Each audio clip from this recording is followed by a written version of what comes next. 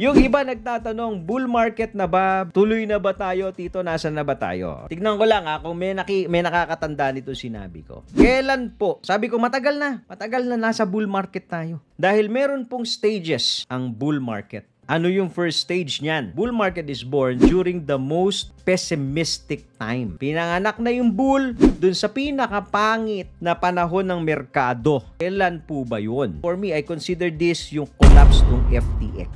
Okay, that's the second stage. Skepticism.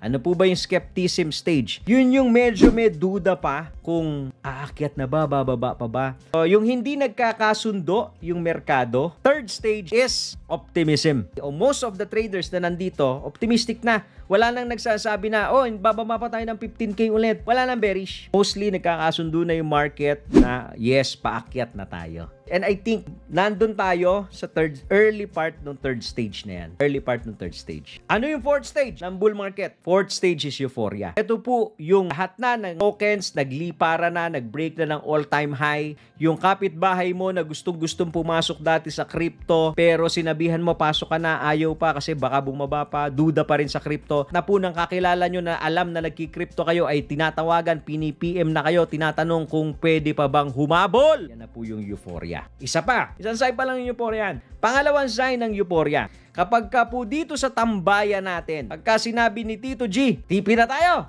Pag nagpasukan na yung mga bago sa tambayan, tapos sinabi mo, declining tops na to, take some profit, ibabash ka na. Wala na yan. Mali na naman si Tito. Yan. So yun po yung euphoria. Follow for more Tito Moves!